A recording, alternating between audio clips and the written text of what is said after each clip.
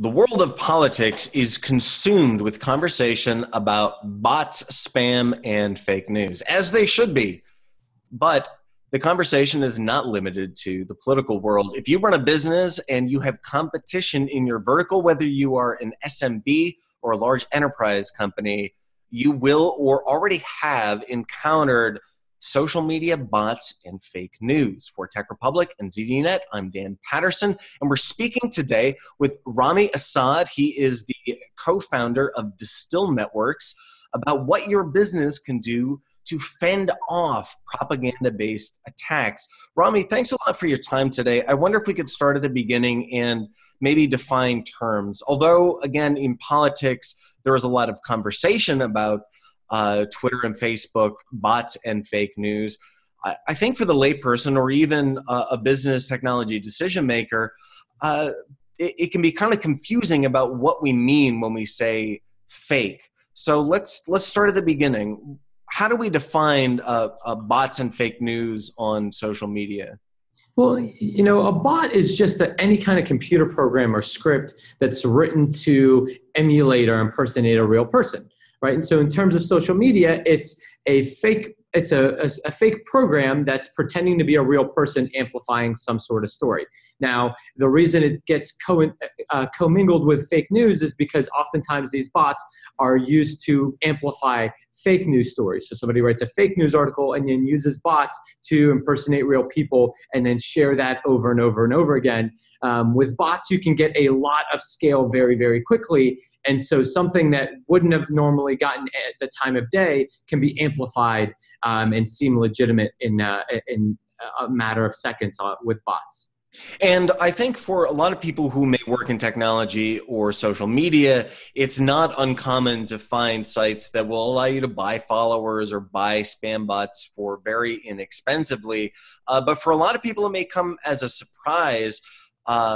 These aren't accounts that are created by hand. Some may be, but what is the role of artificial intelligence or in scripts that will create not just a few accounts, but tens or hundreds or thousands of accounts?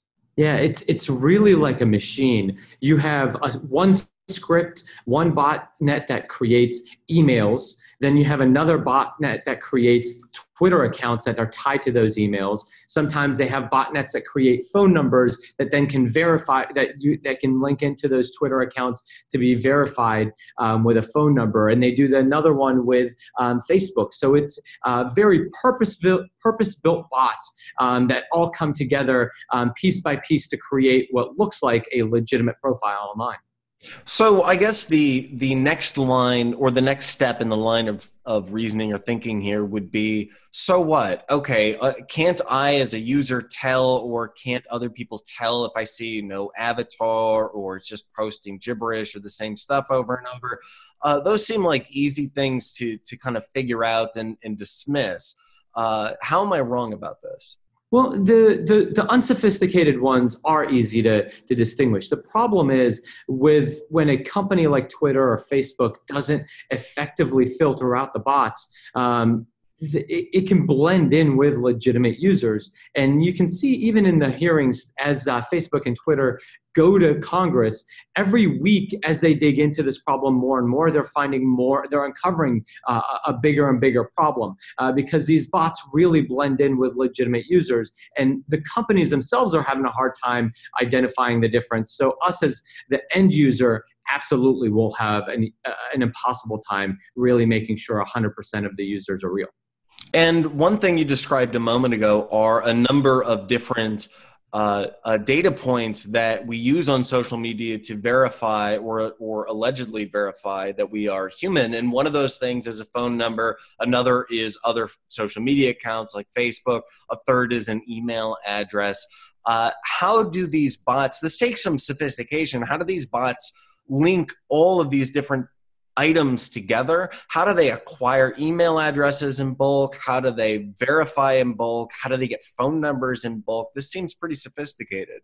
You would think so, but the problem is we've made the web to be very programmatic programmatic and easy to interface with. And because of that, these scripts can be written out, and you can create one script and in a matter of seconds have as many phone numbers as you want. Same with email. You can create these bots with very little sophistication that can go through the registration process and set up a profile, an email profile, and then link back to those phone numbers that you already purchased. Essentially, you can do anything you want with a little bit of time or a little bit of effort with bots, and so it's not as sophisticated as most people think it is to create these things in mass. It does take some organization and perhaps also some intent. So who are some of the actors behind this? Are these lone wolves sitting at home like the stereotypical Mr. Robot hacker with a hoodie?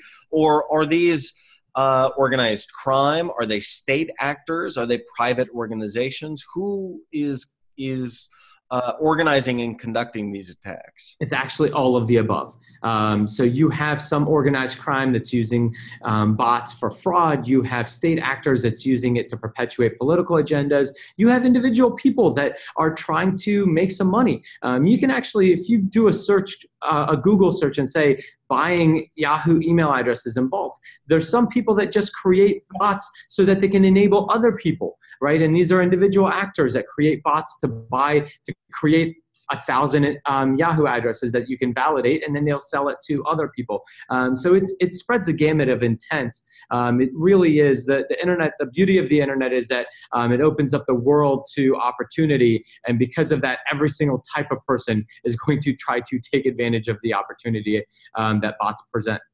And what about the funding? Where does the money come from, and is it spent in dollars or cash money, or what's the role of cryptocurrency here? Well, so when you're transacting and buying the services of these bots, oftentimes you have to use cryptocurrency to transact. So the individual people that are creating these botnets and renting them out, or creating these email addresses or these profile personalities and then selling those to other people, those are all being transacted with cryptocurrency. But the people that are creating the bots, they actually don't cost a lot to create. You create the program and the script, and then you can use malware, you can use hijacked servers, you can use a lot of resources that are free to the end hacker and fraudster, and it doesn't cost them very much at all to create these botnets.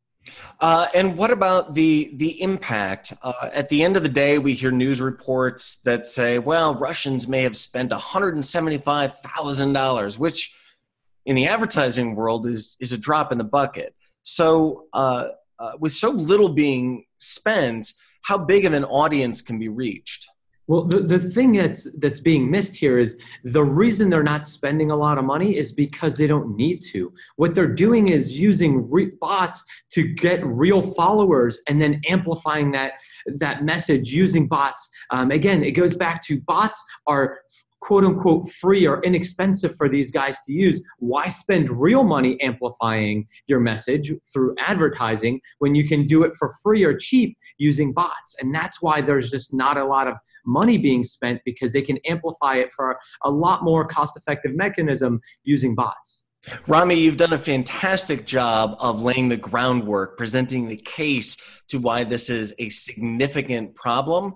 And of course, we know that politics or those in media are not the only targets of bots. If I run an SMB or even an enterprise company, can I be a target as well?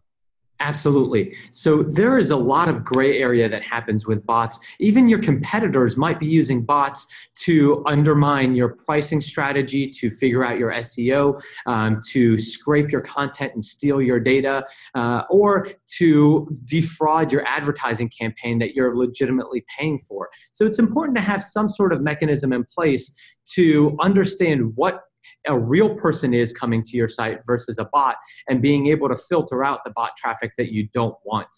And what is that mechanism? What lever should I pull to keep my company safe and secure from propaganda-based attacks and bots? There are some services that are built into cloud offerings. You can find some tools that are built into your CDN or built into your Amazon hosting provider, or you can go directly to a solution like Distill, which is the company I founded 5 years ago to help our clients identify the difference between bots and real people. We're purpose built for that reason. So you can either buy a purpose-built solution, or you're finding this technology now embedded in a lot of other things that you may already have in place, like a cloud hosting provider. So if buying a solution or if a technology cloud solution like Amazon is step 2 or maybe even 3, what's step 1? How do I first identify if I have been a victim of a bot-based attack? And then what do I do about it? What's the first thing? Well, so the biggest thing is understanding why bots are targeting you.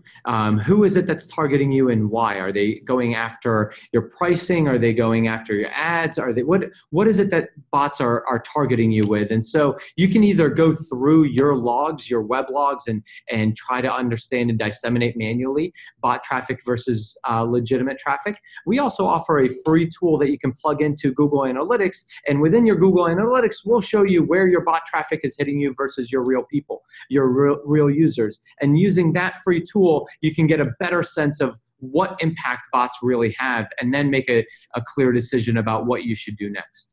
Rami Assad is the co-founder of Distill Networks. Rami, I wonder if you could leave us with a forecast, a prediction. If we look into the next 12, 18, 36 months, what does the future of automated attacks and bot-based fake news and social media attacks look like?